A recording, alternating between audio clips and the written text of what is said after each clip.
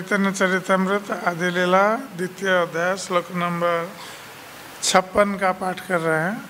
सेति न जनेर तुमी परम आश्रय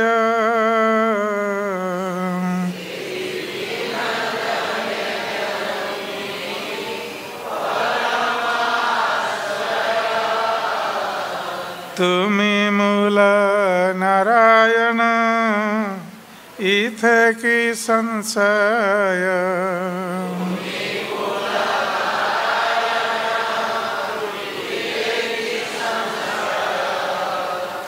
सही ये तीन जनेर पुन्नांश की तुम्हें आप परम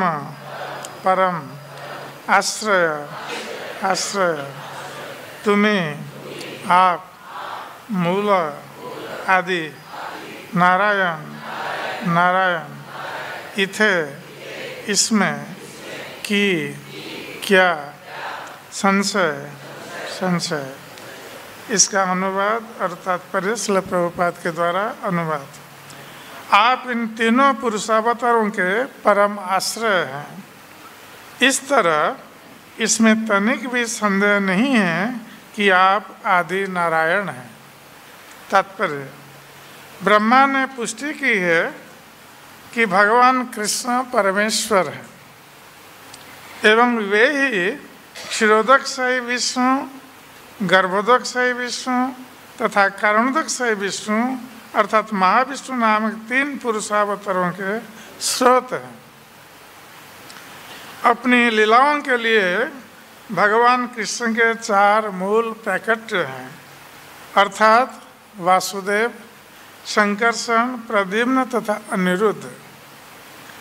प्रथम पुरुष अवतार जो कारण सागर में महाविष्णु हैं और समग्र भौतिक शक्ति के सृष्टा हैं, वे शंकरषण के विस्तार हैं।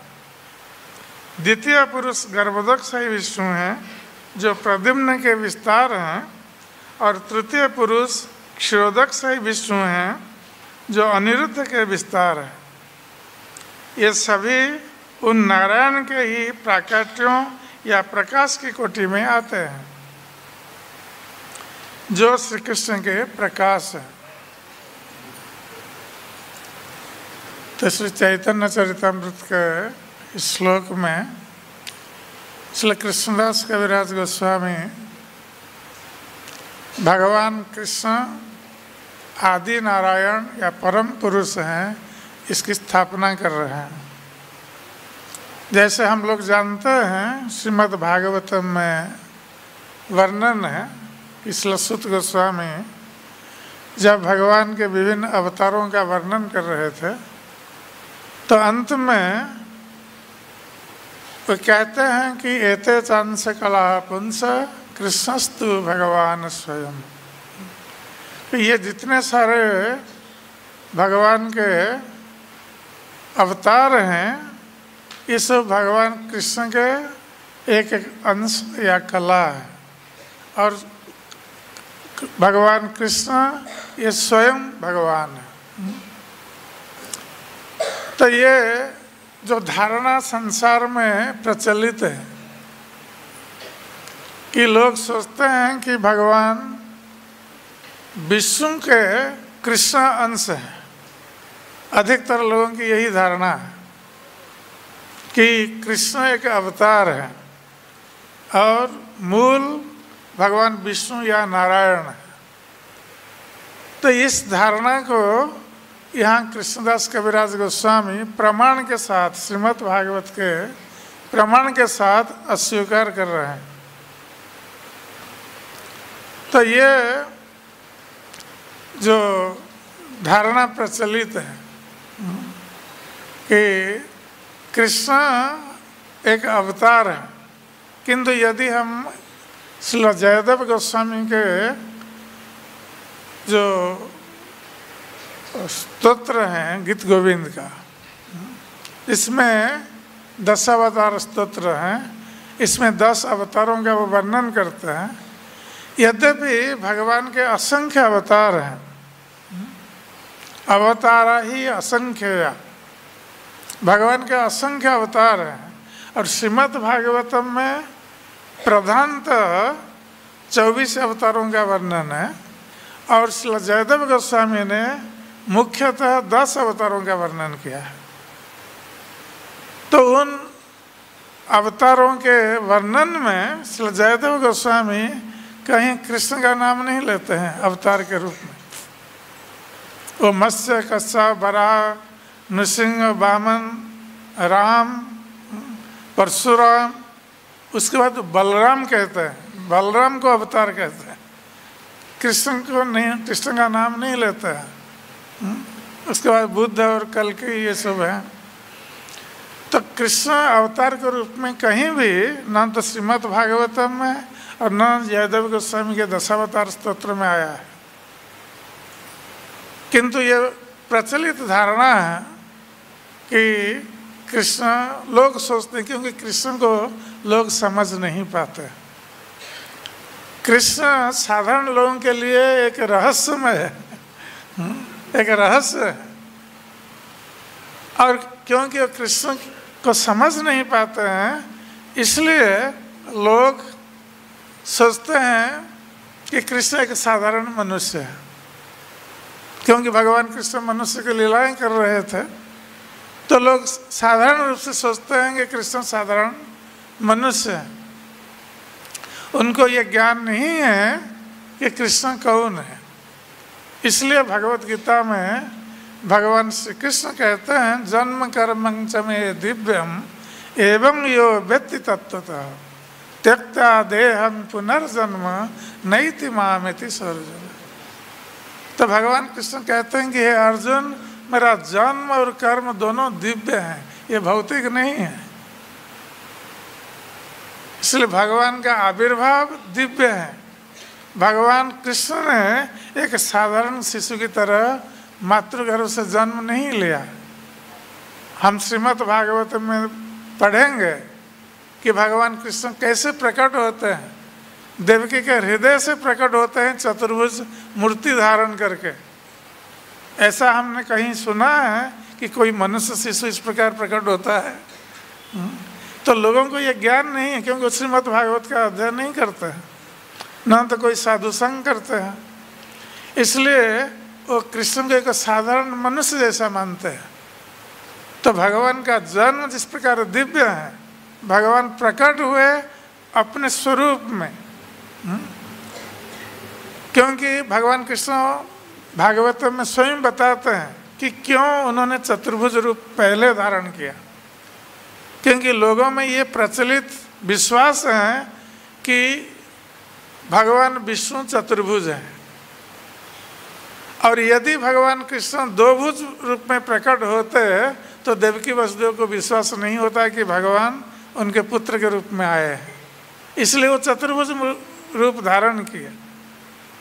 उनके अनुरोध पर बाद में वो द्विभुज हुए, किंतु भगवान कृष्ण का जो नित्य रूप है वो द्विभुज रूप ही है। गोलोक वृंदावन में भगवान श्री कृष्ण का जो नित्य रूप वो द्विभुज रूप है। और जब भगवान कृष्ण लीला करने के लिए आए इस भौतिक संसार में, तो ब्रज में तो उन्होंने द्विभुज रूप को प्रकट किया, किंतु मथुरा द्वारका में कभी भगवान कृष्ण द्विभुज और कभी चतुर्भुज रूप भी प्रकट करते थे। तो इसलिए भगवान कृष्ण कहते हैं कि मेरा जन्म और कर्म दोनों दिव्य हैं।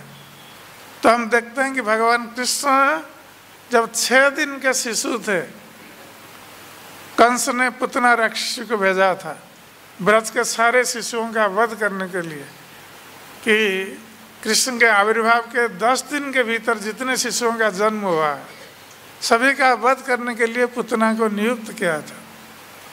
तो पुतना जब आई भगवान कृष्ण का वध करने के लिए नंद महाराज के घर, भगवान कृष्ण 6 दिन के शिशु का अभिनय कर रहे थे, जबकि वो शिशु के रूप में भी स्वयं भगवान है, किंतु वो मनुष्य लीला कर रहे थे, अभिनय कर रहे थे। और उस 6 दिन के शिशु की अवस्था में उन्होंने पुतना राक्षसी का वध भी कर दिया। ऐसा कोई संसार में किसी ने देखा है या सुना है कि 6 दिन का शिशु कोई राक्षसी का वध कर देता है? तो ये इसलिए भगवान कृष्ण कहते हैं कि मेरा जन्म और कर्म दोनों दिव्य हैं। इसको जो तत्वतः जानता है त्यक्ता देहं पुनर्जन्म नहीं, उस शरीर को त्याग करने के पश्चात वो मेरे धाम को प्राप्त होता है। भौतिक संसार में इसका पुनर्जन्म नहीं होता है। इसलिए भगवान कृष्ण को समझना ये सभी के लिए आसान नहीं है। जब तक हम शास्त्रों का अध्ययन नहीं करते हैं और शास्त्रों के अध्ययन करने के बाद भी यदि हम वैष्णवों का संग नहीं करते, भगवान कृष्ण के भक्तों का संग नहीं करते, तब तक हम भगवान कृष्ण को समझ नहीं पाएंगे। तो यहाँ पर श्री चैतन्य चरितामृत में श्री कृष्णदास कविराज गोस्वामी ये प्रमाणित कर रहे हैं कि कृष्ण स्वयं भगवान है। और वे किसका उदाहरण दे रहे हैं? ब्रह्मा जी का।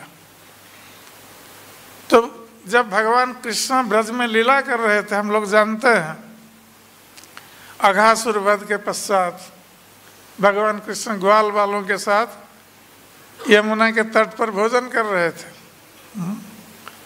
और कैसा भोजन कर रहे थे? बालकों के साथ भोजन करते समय इस बालक वो लाते थे घर से भोजन। जब ये सब ग्वाल बाल इकट्ठे होते थे तो उस समय एक बालक अपना भोजन निकाल के पहले टेस्ट करता था कैसा है। उसको लगता था बहुत अच्छा है, कृष्ण ये थोड़ा खाओ ना, हमारे घर से आया है, बहुत अच्छा है। तो ये सारे बालक इस प्रकार परस्पर को अपने अपने घर का भोजन खिला रहे थे। कृष्ण भी ऐसा कर रहे थे। और इस दृश्य को देख रहा था कौन? ब्रह्मा जी ऊपर से। तो ब्रह्मा जी आश्चर्यचकित हो गए कि एक कृष्ण जो साधारण ग्वाल वालों की तरह व्यवहार कर रहे हैं और इस प्रकार खा रहे हैं ग्वाल वालों के साथ मिल करके, जबकि उनको कितना पवित्रता के साथ भोग लगाया जाता है। तो ब्रह्मा जी को भी भ्रम हो गया कि ये सचमुच परम ब्रह्म स्वयं भगवान है या कोई साधारण बालक। ब्रह्मा जी भी मोहित हो गए। तो साधारण लोगों की बात क्या कहें, जहाँ ब्रह्मा जी मोहित हो जाते हैं भगवान की लीलाओं को देखकर। और भगवान की बाल लीला या मनुष्य लीला इतनी पटुता के साथ, दक्षता के साथ भगवान संपादन करते हैं। जैसे कोई नाटक में कोई कलाकार किसी का रूप धारण करके वो अभिनय करता है और वो दक्षता के साथ जब अभिनय करेगा तो लोग भूल जाएंगे कि वो अमुक व्यक्ति है, उससे देखिए वो वही व्यक्ति है नाटक में। तो उसी प्रकार भगवान कृष्ण जब लीला करते हैं यहाँ मनुष्य लीला, तो इस प्रकार मनुष्य की लीला करते हैं कि लोग भ्रमित हो जाएंगे उनकी लीला को देखकर और सोच नहीं पाएंगे कि यह भगवान है या साधारण मनुष्य शिशु है। क्योंकि भगवान नटवर है, नट श्रेष्ठ। ये नाटक करने में, अभिनय करने में ये बहुत दक्ष है, पटु है। इसलिए लोगों का भ्रमित होना तो स्वाभाविक है। यहाँ तक कि ब्रह्मा जी भी भ्रमित हो रहे हैं। तो ब्रह्मा जी आए थे परीक्षा करने के लिए कि ये स्वयं भगवान है ना साधारण मनुष्य बालक है। तो ब्रह्मा जी ने क्या किया था? ग्वाल बाल और बछड़ों को चुरा लिया था और भगवान ने अपने को विस्तार किया था असंख्य ग्वाल बाल और बछड़ों के रूप में। तो ब्रह्मा जी जब चुरा करके ले गए थे और उनको रख करके आए, देखते हैं 1 वर्ष व्यतीत हो गया है इसके बीच। तो देख रहे हैं कि भगवान उन्हीं ग्वाल बाल और बछड़ों के साथ क्रीड़ा कर रहे हैं, कोई भेद नहीं है। तो ब्रह्मा जी आश्चर्यचकित हो गए, ये कैसे संभव है? हमने तो चुरा लिया था ग्वाल बाल और बछड़ों को, और भगवान फिर उन्हीं बछड़े और ग्वाल बालों के साथ क्रीड़ा कर रहे हैं। अब ब्रह्मा जी जब इस प्रकार आश्चर्यचकित होकर देख रहे थे,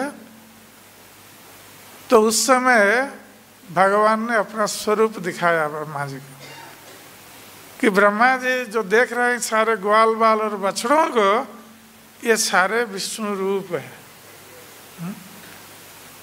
तो ब्रह्मा जी समझ गए कि भगवान ने अपने को विस्तार किया है इतने ग्वाल बाल और बछड़ों के रूप में।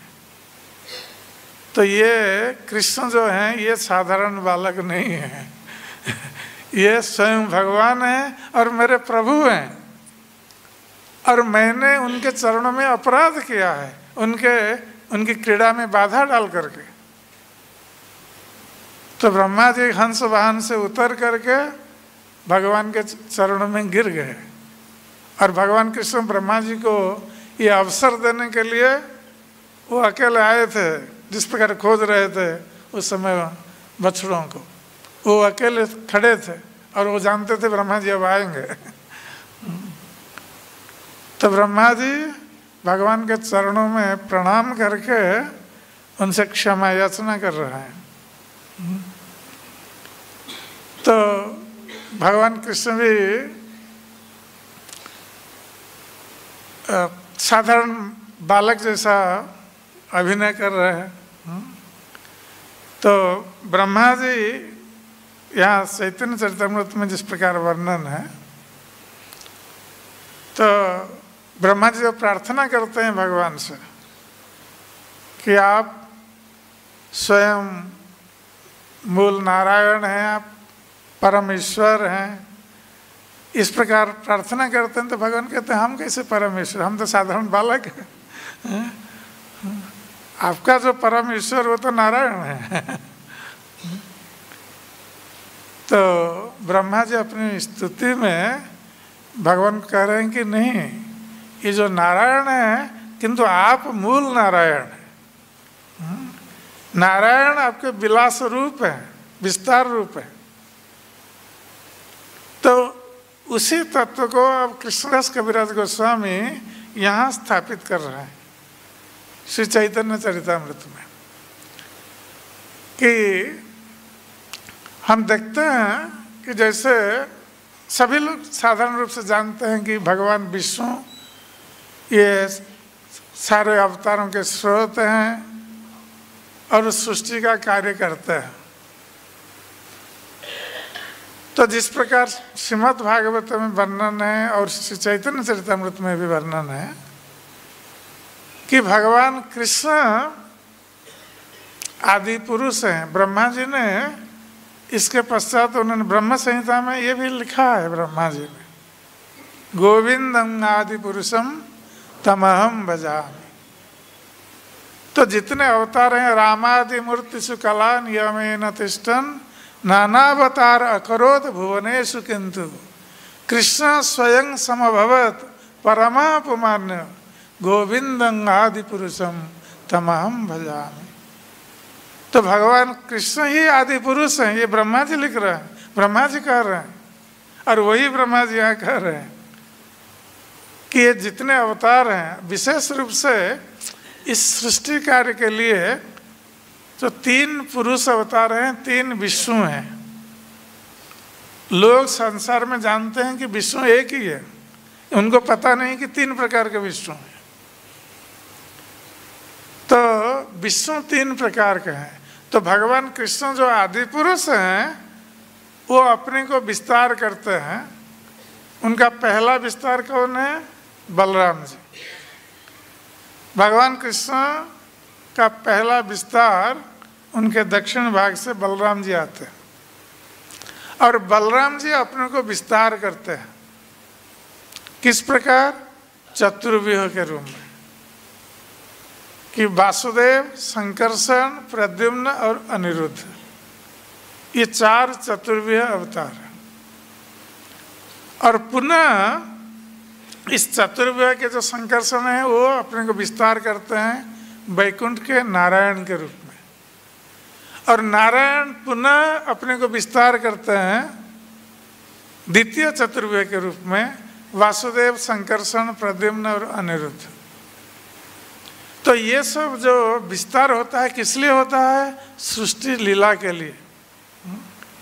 तो हम जब बलराम जी के आविर्भाव के दिन हम कह रहे थे कि बलराम जी कैसे सृष्टि लीला के लिए 4 रूपों में अपने को विस्तार करते हैं, जो सृष्टि कार्य करने के लिए। तो ये संकर्षण जो है, महासंकर्षण, ये द्वितीय चतुर्विह के जो संकर्षण है उनको महासंकर्षण कहा जाता है।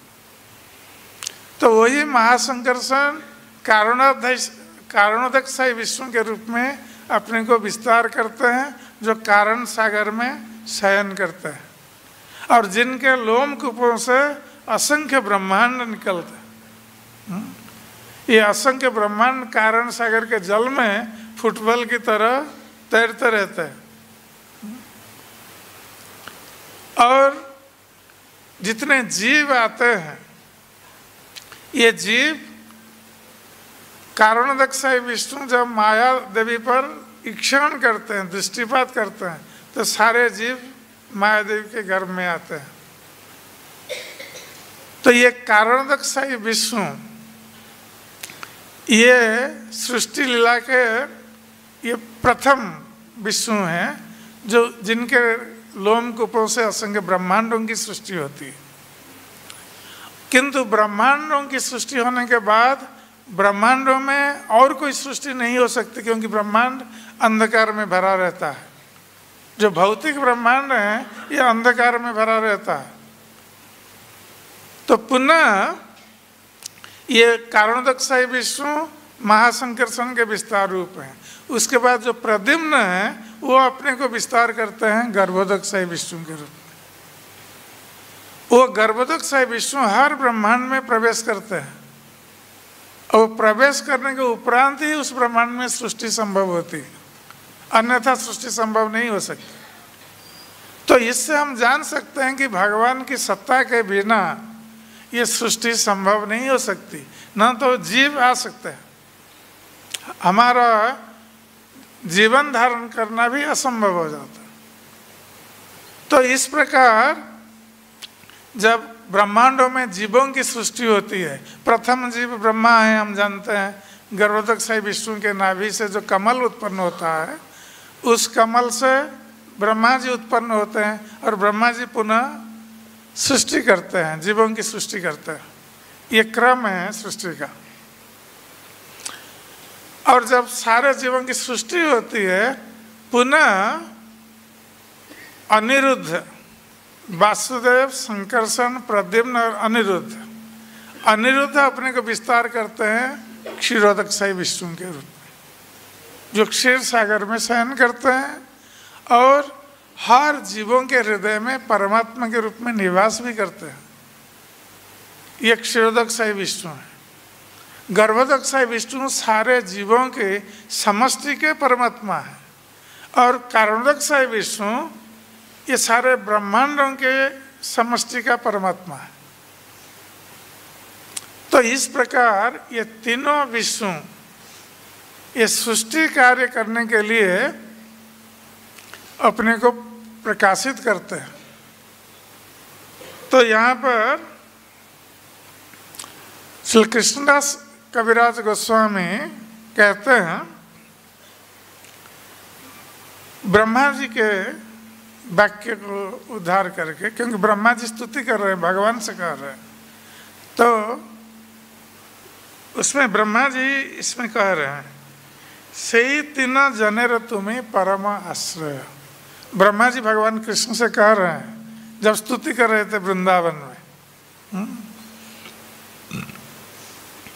तो ब्रह्मा जी कह रहे हैं कि हे कृष्ण, आप इन 3 व्यक्ति, 3 पुरुष कारणोदकशाही विष्णु, गर्भोदकशाही विष्णु और क्षीरोदकशाही विष्णु, ये तीन पुरुष अवतार। तो तीन प्रकार के विष्णु हैं। तो इन तीनों के आप परम आश्रय हैं, क्योंकि सब कुछ भगवान कृष्ण से ही सृष्टि होती है। सारे अवतार कृष्ण से ही आते हैं, विष्णु से नहीं आते हैं। कृष्ण इसलिए उनको आदि पुरुष कहा गया है। सभी अवतारों के स्रोत हैं कृष्ण, किंतु कृष्ण के कोई स्रोत नहीं है। कृष्ण को किसने जन्म नहीं दिया। सारे अवतार कृष्ण के विस्तार रूप हैं। कृष्ण अपने को विस्तार करते हैं सारे अवतारों के रूप में, किंतु कृष्ण का कोई स्रोत नहीं है। इसलिए ब्रह्मा जी कहते हैं भगवान कृष्ण से कि सही तीन जनेर तुम्हें परम आश्रय, कि हे कृष्ण आप इन तीन विष्णुओं के भी परम आश्रय हैं। यद्यपि ये तीन प्रकार के विष्णु जीवों के आश्रय हैं, किंतु आप इन तीनों के आश्रय हैं, अर्थात आप मूल आदि पुरुष हैं। तुम्हें मूल नारायण इथे की संशय, इसलिए आप ही मूल नारायण हैं। तो वैकुंठ में नारायण की बात हम चर्चा कर रहे थे अभी, कि किस प्रकार वैकुंठ में नारायण है और अपने को ये चार रूपों में विस्तार करते हैं द्वितीय चतुर्व्यूह के रूप में, वासुदेव, संकर्षण, प्रद्युम्न, अनिरुद्ध। और इनसे किस प्रकार ये तीन प्रकार के विष्णु आते हैं। तो कहते हैं तुम्हें मूल नारायण, इसलिए मूल नारायण तो आप ही हैं, क्योंकि आपसे ही ये सारी सृष्टि होती है। आप सभी के मूल हैं, सारे भगवत स्वरूपों के आप मूल ही हैं। कृष्णस्तु भगवान स्वयं, भगवान कृष्ण स्वयं आदि पुरुष भगवान है, तो इसमें कोई संदेह नहीं है। ब्रह्मा जी ये प्रमाणित कर रहे हैं सब उदाहरण दे करके, कि इसमें कोई संशय नहीं है, संदेह नहीं है।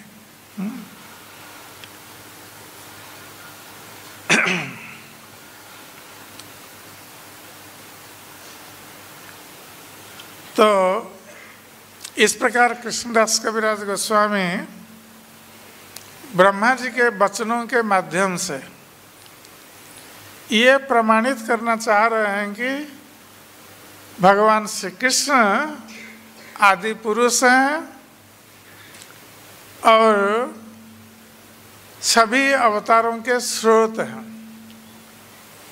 ये कृष्ण सारे अवतारों के स्रोत हैं।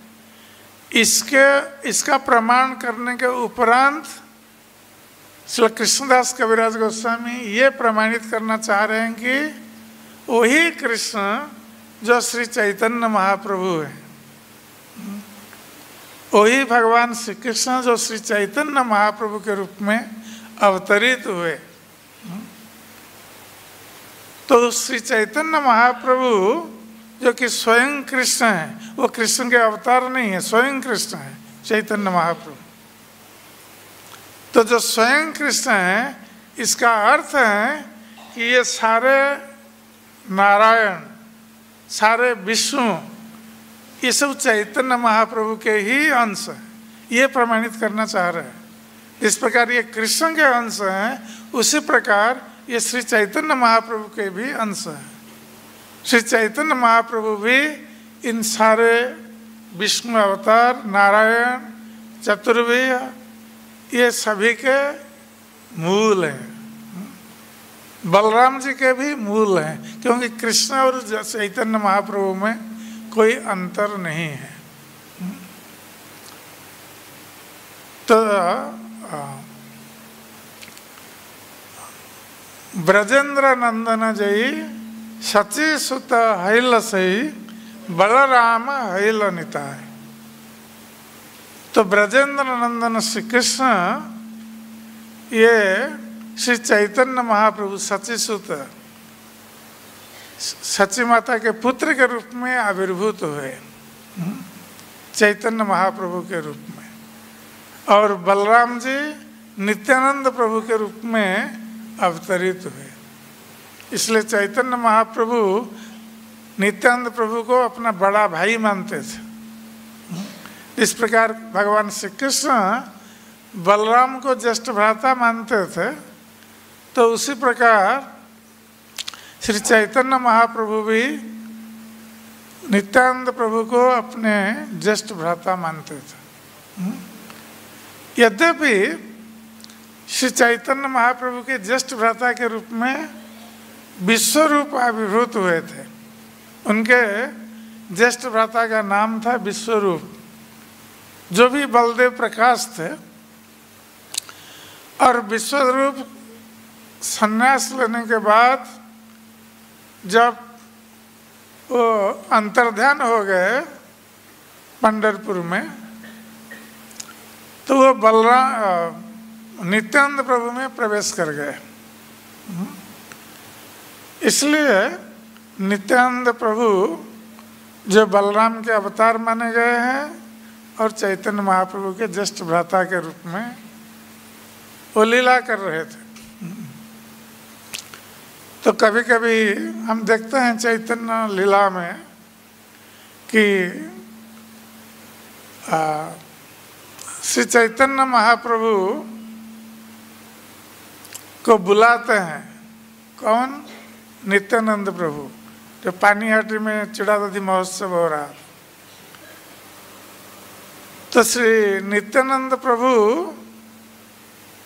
जब रघुनाथ दास गोस्वामी को आदेश दिया था और वहाँ महोत्सव हो रहा था पानीहाटी में, चिड़ादधी महोत्सव, तो चैतन्य महाप्रभु वहाँ उपस्थित नहीं थे। नित्यानंद प्रभु अपने सहचरों के साथ, पार्षदों के साथ उपस्थित थे और श्री चैतन्य महाप्रभु उस समय नीलाचल में निवास कर रहे थे। किंतु जब भोजन का समय आया, चिड़ादधी महोत्सव का समय आया, तो श्री नित्यानंद प्रभु ने चैतन्य महाप्रभु के लिए भी एक आसन डाला था वहाँ, अपने लिए और चैतन्य महाप्रभु के लिए। और वहाँ भी जो मिट्टी का बर्तन था वो अपने लिए रखा था, चैतन्य महाप्रभु के लिए भी रखा था। और चैतन्य महाप्रभु के लिए विशेष रूप से उन्होंने अरवा चावल का जो चीड़ा होता है उसी को प्रस्तुत किया था चैतन्य महाप्रभु के लिए। तो और दूसरे लोग देख नहीं सकते थे। चैतन्य महाप्रभु जब आए भोजन करने के लिए, तो दूसरे भक्त लोग देख नहीं सकते थे चैतन्य महाप्रभु, किंतु नित्यानंद प्रभु देख सकते थे, कुछ अंतरंग भक्त देख सकते थे, सभी नहीं देख सकते थे। और नित्यानंद प्रभु चैतन्य महाप्रभु को लेकर हर भक्त के पास जाते थे, हर भक्त के मिट्टी के बर्तन से चीड़ा लेकर चैतन्य महाप्रभु के मुख में डालते थे। और चैतन्य महाप्रभु दिखाई नहीं पड़ रहे थे, इसलिए लग रहा था जैसे नित्यानंद प्रभु शून्य में फेंक रहे हैं। तो ये जो लीला है कि नित्यानंद प्रभु और चैतन्य महाप्रभु ये दोनों एक साथ, जैसे कृष्ण और बलराम एक दूसरे से भिन्न नहीं है, एक ही स्वरूप दोहे भिन्न मात्र काय, आद्य काय विहो कृष्ण लीलार सहाय। तो जिस प्रकार बलराम जी और कृष्ण में कोई अंतर नहीं है, ये एक ही स्वरूप है किंतु दो रूपों में। और बलराम जी इसलिए आए कृष्ण की लीला में सहायक होने के लिए। तो उसी प्रकार श्री चैतन्य महाप्रभु की लीला में सहायक होने के लिए श्री नित्यानंद प्रभु आए, जबकि दोनों में कोई अंतर नहीं है। ये कृष्ण बलराम ही है। तो चैतन्य महाप्रभु की लीला में सहायक होने के लिए बलराम जी नित्यानंद प्रभु के रूप में आए। तो श्री कृष्णदास कविराज गोस्वामी इस तत्व को प्रमाणित करने के लिए ये सारा उदाहरण दे रहे हैं श्रीमद् भागवत से कि कृष्ण किस प्रकार सारे अवतारों के स्रोत हैं, सारे विष्णु नारायण के भी मूल हैं। ये ब्रह्मा जी के मुख से बोल रहे हैं।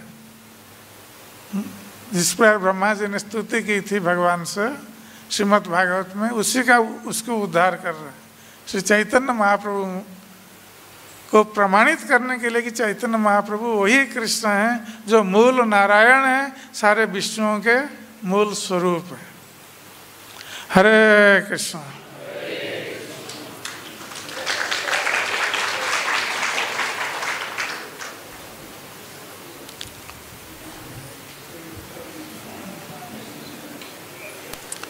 जय श्री चैतन्य चरितामृत की, जय श्री चैतन्य महाप्रभु की, जय श्री श्री गौरनिताय की, जय श्री श्री कृष्ण बलराम की, जय श्री श्री राधा श्याम सुंदर ललिता विशाखा देवी की, जय श्री श्री जगन्नाथ बलदेव सुभद्रा महारानी की, जय श्री प्रभुपाद जी महाराज की, जय गौर भक्त वृंद की, निताय गौर प्रेमानंदे।